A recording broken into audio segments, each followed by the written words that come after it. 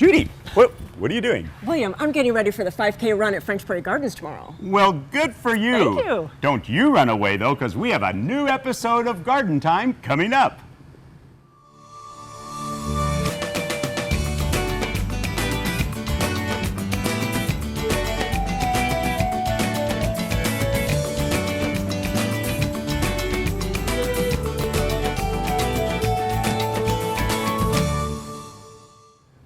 Welcome to Garden Time. We are out here at French Prairie Gardens, and tomorrow they are having their Fight for Your Life 5K. And later in the show, I'll be talking with Stacy about all the festivities going on, plus how to freshen up your containers for fall. Also coming up on the show today, we will be taking you out to a hazelnut harvest. But coming up first, plants with fall and winter berries.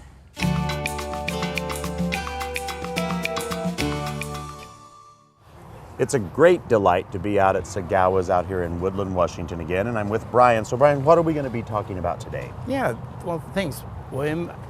Seasonal interest. We always trying to create seasonal interest, doing designs and helping customers with the yards.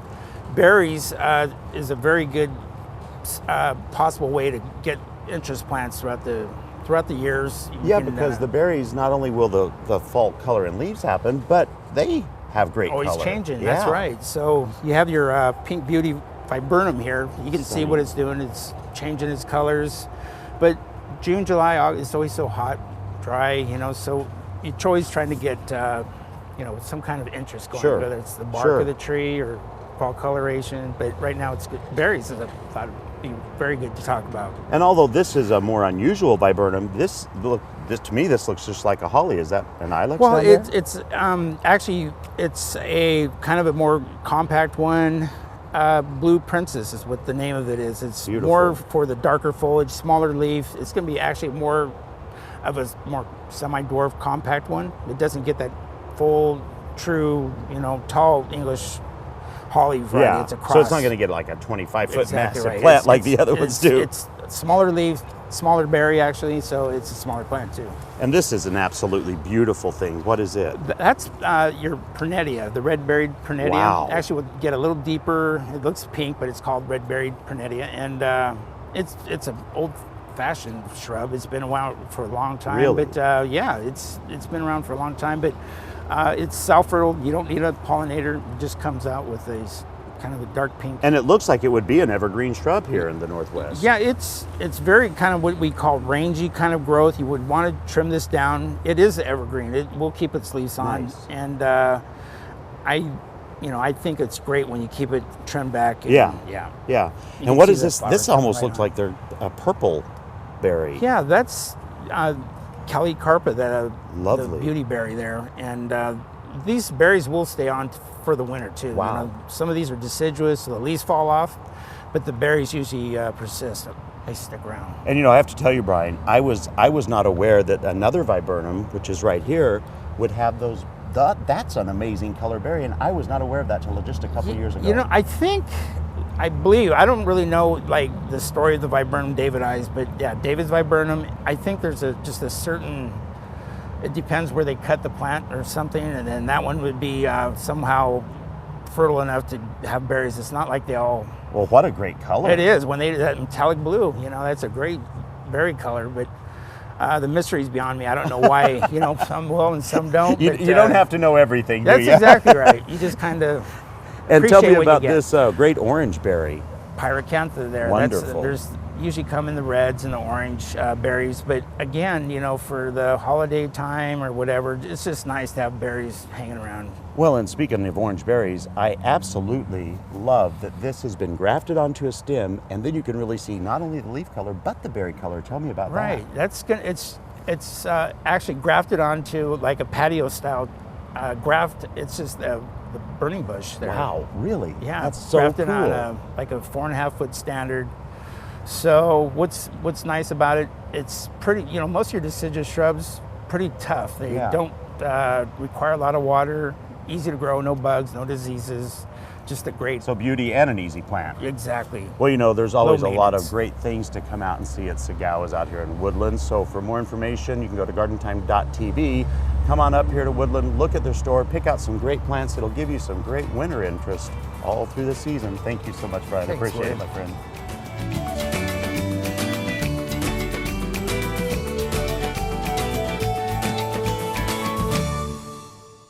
Welcome to Blooming Junction, where it's easy to connect with nature.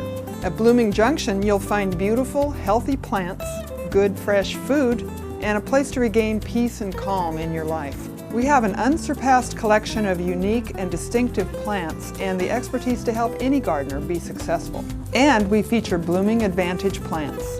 Come check out Blooming Junction for an inspiring experience in the garden or in the kitchen. Blooming Junction, offering quality plants for beautiful gardens. The health and beauty of your garden starts from the ground up, and healthy soils begin at Grimm's Fuel. For the best in garden mulch, blended soils, and bark dust, choose Grimm's. U-Haul delivered or installed, Grimm's can do it. And if you're looking for a new lawn, Grimm's can do that too with our special lawn installation service. Grimm's is also the area's largest recycler of yard debris. The foundation for a healthy garden begins at Grimm's Fuel. Your center for home and garden decor, Garden Gallery Ironworks has everything you need to make your home a showcase. For the inside, we have a great selection of Kelly Ray Roberts items, and our farmhouse style department is full of one-of-a-kind gifts.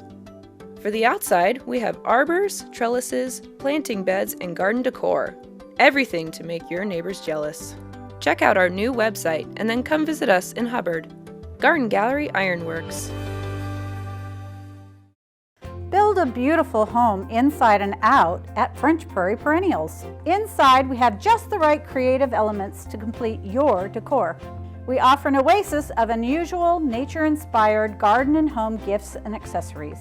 Outside, choose from our wide selection of unique dwarf conifers and sparkling companion plants. French Prairie Perennials, located between Woodburn and Wilsonville. Take exit 278 to Aurora and French Prairie Perennials.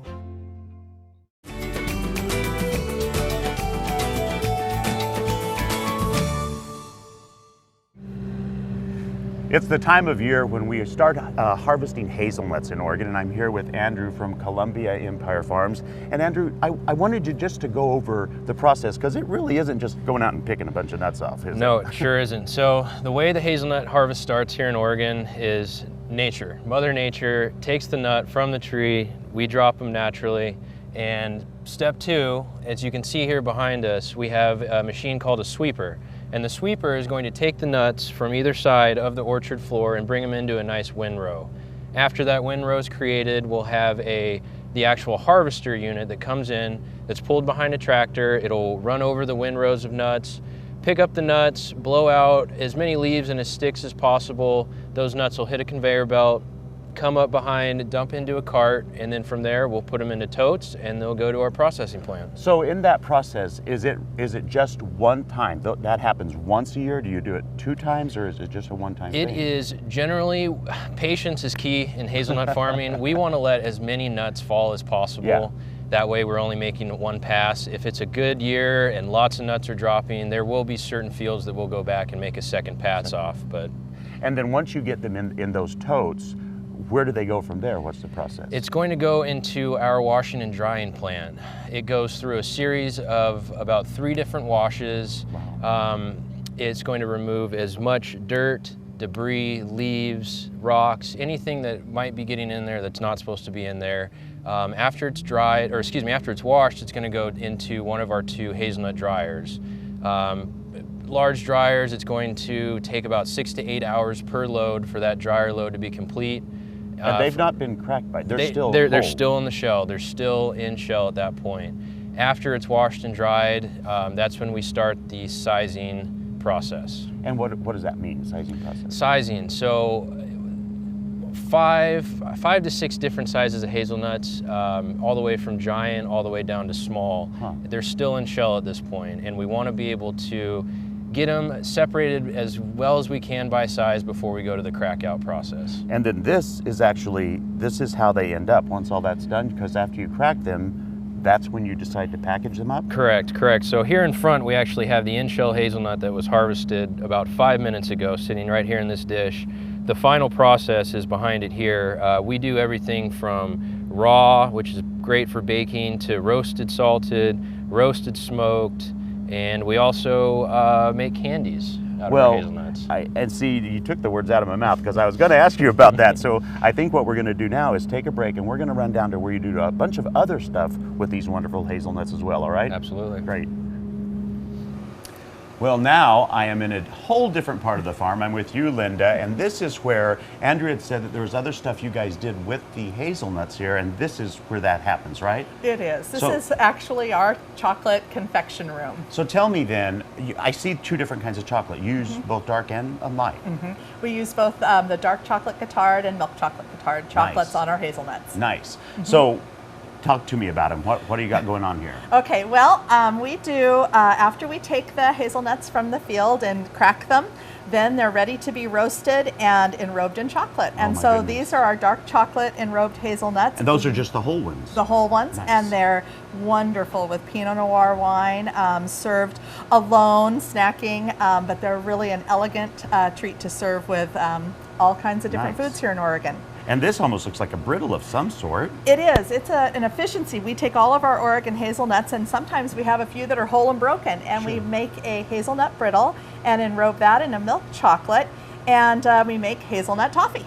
Well, and I have looking at this here, I'm seeing a lot of poop on the table. Tell me, because like right here, reindeer poop. What is that about? Well, we actually take our chocolate-covered hazelnut toffee and we renamed it in all different ways. For Christmas time, we do reindeer poop and gingerbread poop and all different kinds of poop. And we do bird poop, squirrel poop. Oh my goodness. Yeah, lots of different poop on our farm. But no poop actually exists in here, No, though. It's just good hazelnuts and chocolate, isn't it? Delicious hazelnuts and chocolate. This reminds you, it's not too early for Christmas, and you can order at your website too, can't you? Yes, we have a website, ColumbiaEmpireFarms.com, and you can see the full selection of all of our products there. Well, it's always a great delight for us to live in Oregon and be in such a state that has so much things going on in farming and agriculture. So for more information on this great place, you can go to gardentime.tv. We'll click you over to their website, and then you can pick up some reindeer, ginger poop, or even the most famous squirrel poop all for yourself. Thank you so much, Linda. Thank you.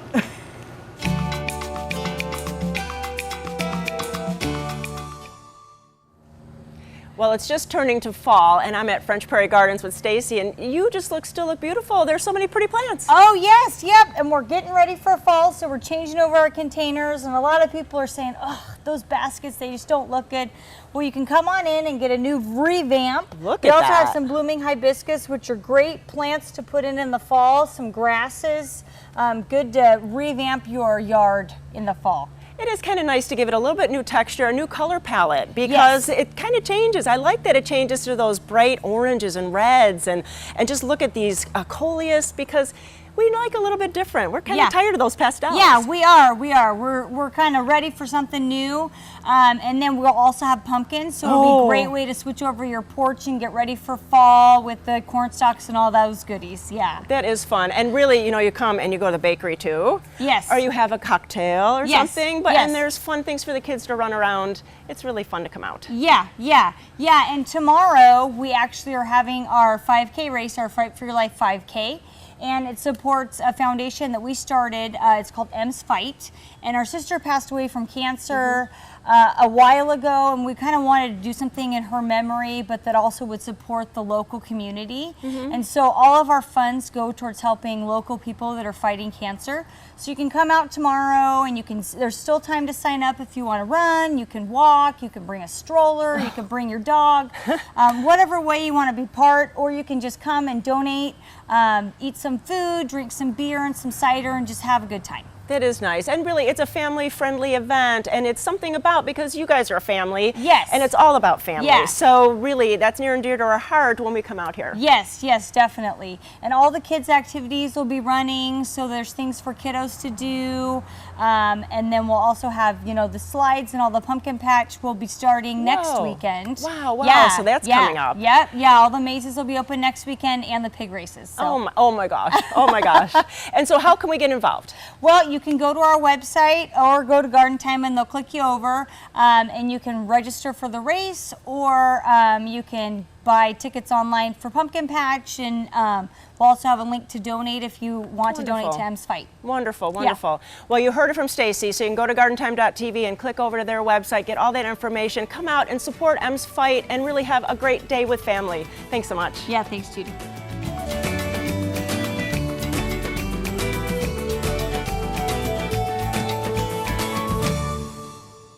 Garden Time is brought to you by Capital Subaru, your way on the Parkway. I've been a Capital Subaru customer for 15 years, and one of the main reasons is because they treat me well and I want to shop local. The service department is excellent, and I always feel like I'm taken care of here. In fact, they call me now even after I've driven off the lot to remind me to come in and get my car washed.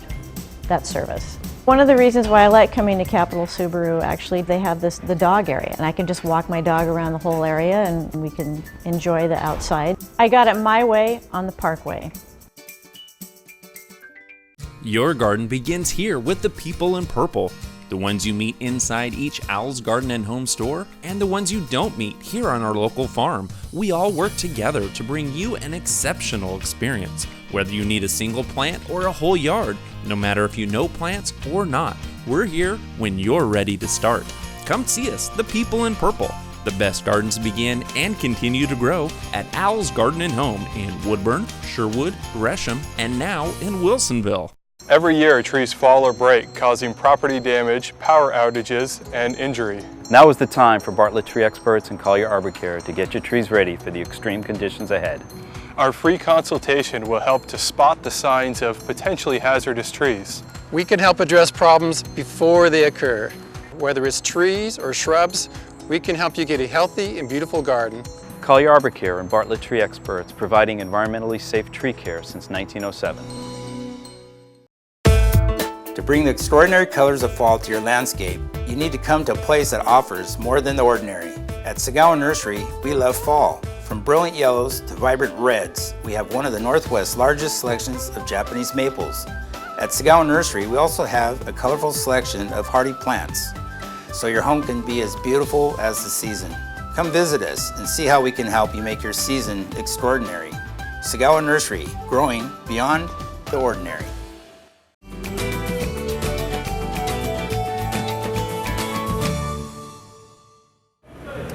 Well, I am standing in an odd little room out here at Bauman's Farm and Garden because it's not what we usually see. I'm with Christine, and Christine, we are actually in the cider production area, aren't we? We are. Well, you know, we've talked before on the show with you, and we seem to have big metal containers everywhere. This looks like a whiskey barrel. Tell me what's going on. This one is actually a red wine barrel. Wow. And we have started doing some barrel aging of our best ciders. Wow. And why? What is the process and reasoning for doing it in the barrel? So when you use cider-specific fruit that is grown only to make cider, then it's got a lot of tannins, just like wine has tannins, and you let it sit in the barrel for a while and it just kind of mellows out. Well, what is this we're going to taste? So these are English cider fruit, bittersweet fruit. Oh. How about that? That's got it's a very bold flavor. Yeah, yeah. Wait, and it also reminds me, I mean, your family has been doing production of fruit and vegetables for a long time on this land. And that really adds to the value of what the fruit you can use to help make ciders. I think so. We're pretty lucky here. Right, right indeed. Well, I'm going to finish this off as we walk to another place where other people don't get to see behind the scenes like we do, and we're going to go to where everybody can go and try this stuff out. How's that? That sounds great. Wonderful. Okay, so now, Christine, we are actually in the store here at Bauman's, and we're in the place where you sell ciders. And this is the place where anybody can come to and tell me about how they can taste. What is it that you sell here specifically? Every day that we're open here on the farm, you can come here and you can get a glass of cider, you can get a growler of cider, you can get bottles of cider, you can do a taster flight of cider, and this is where we put on our experimental batches. Well, I've heard that. I've heard that sometimes even the stuff that you're not for sure whether you're going to even do, you let people taste that. It's how we figure out what works. Right, wonderful. And then this weekend, today and tomorrow, there's something special going on. We're having our 4th annual cider festival already, here on the farm. Fourth one. Fourth one. Wow. I don't know how it happened. And we've invited, there will be 19 other cider makers, so 20 cideries here pouring their best of the fall seasonals. And lots of people, lots of fun. And a lot of interaction to people who make cider, and they really love making cider. So you can get information from so many people then. Yes, you can talk, you can try so many. And $20 gets you in the door, gets you a glass, gets you 8 tasting tokens, and the whole Harvest Festival. Right. So it's all kinds of fun. You know, it has been 14 years that we have been working here at Bauman's and putting them on Garden Time. And each time, each company expands, they get more ideas, and the cider has turned into something delightful for so many people. So if you're thinking, I want to come to this, just go to gardentime.tv, we'll click you over, get the information, bring yourself on out, and have a wonderful day at Bauman's. Thank you so much. Thank you.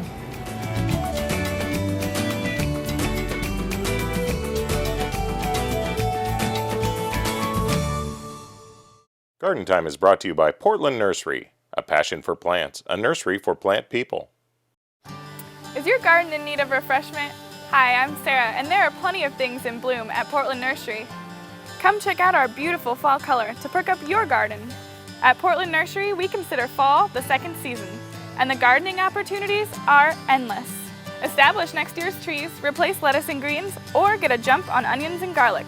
Portland Nursery, a passion for plants, a nursery for plant people, on 50th and Stark and 90th and Division, or at portlandnursery.com. Fall is a time to think of planting and planning.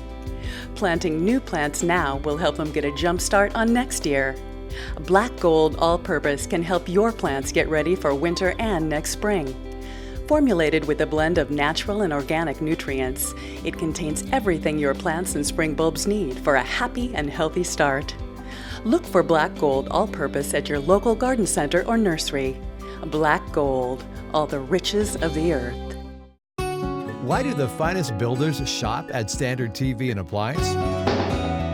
I, as a builder, have been represented by Standard TV and Appliance for over 20 years. Standard TV and Appliance is that core vendor that makes a difference in my company.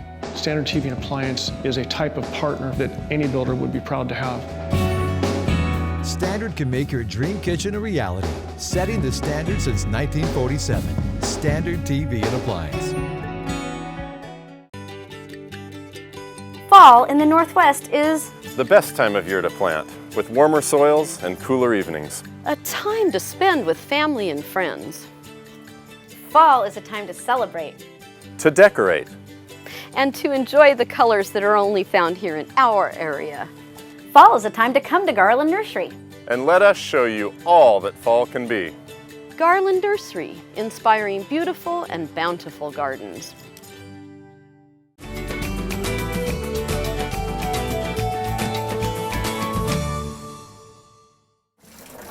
Well, I am here with Bonnie from the Regional Water Providers Consortium. And Bonnie, you have me doing work. What am I doing here? Yeah, so it's the end of summer, and you're actually helping me change out my emergency supply of water. So this is a huge container. What is it, 55 gallons? 55 so gallons. why are we doing this? Is it something you do once a year? Is it something you do 6 months? What is the time frame for doing this? Yeah, well, with these larger containers, you want to change them out about once a year is best. With smaller containers, it's easier to change them out about every 6 months, which is the general rule that we tell people.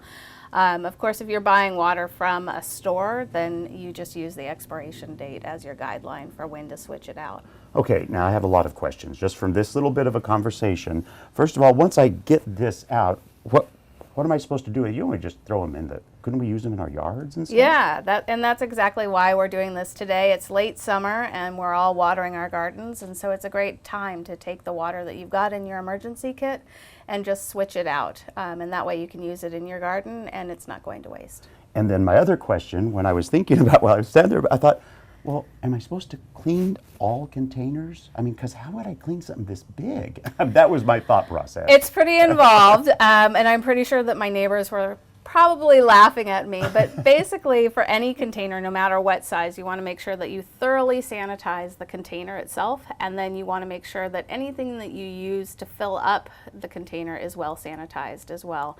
And that way you're making sure that you have a clean container, right, and then your fresh water goes in there and it'll stay fresh for a long time. Because it really doesn't ever go bad unless there's something within the container already that Exactly. turns it bad. Yep. So if you pay attention, you're really safer. Now I see a bunch of things over here though. Let's just tell me really quick. All of these things can be used to hold your container for emergencies, like in your house or your garage, wherever you keep it. But do the same rules also then apply to these? There is a time frame you want to check on them being good, and then the same process of emptying it and filling it up. Yeah, well, with these store-bought containers, they're a little bit more flimsy, so you can see I have them in a Rubbermaid so that if they do burst, they're not going to go anywhere. Right. The water isn't, and this is especially key if you're inside. You might have it in a closet or something like that. These gallon jugs have a little bit more hefty of plastic, so I'm more confident that they're going to not burst. Right. Also, 2-liter soda bottles are very durable as well. And they're a good, inexpensive way to store water, as well as they'll fit anywhere. Right, right. And what about these two big blue ones you have? Yeah, so these are containers that you can buy at your local camping store, or I actually purchased these off of Amazon. And you're going to want to sterilize these just like you would those larger containers. These are 7-gallon containers, so this shows the amount that we recommend for each person in your household to have, so 14 gallons per person.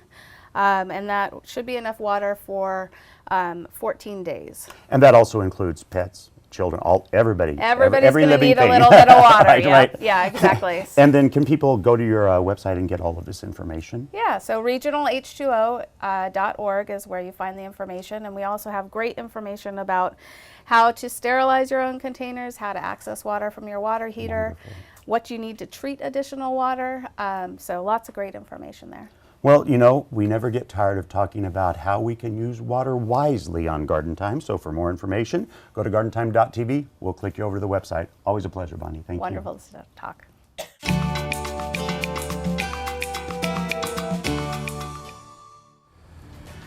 Judy, I came out here to French Prairie Garden for the 5K, and my glass is empty. Well, William, tomorrow is the Fight for Your Life 5K run, and then you can get it filled up, and you don't even have to run. Wow, well, for more information, go to gardentime.tv. William and I thank you for watching, and we'll see you next week here on Garden Time.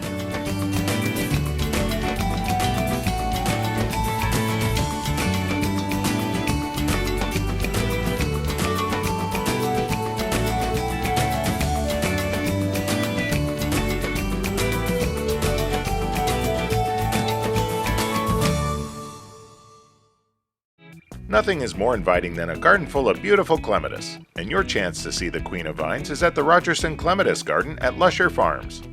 Join us on October 5th as we have a couple of great events. First, learn about flower power and how to use perennials for year-round color. And then enjoy our plant sale with specials and hard-to-find clematis ready for your garden. To learn more about the garden, get directions, or learn about garden events, go to rogersonclematiscollection.org.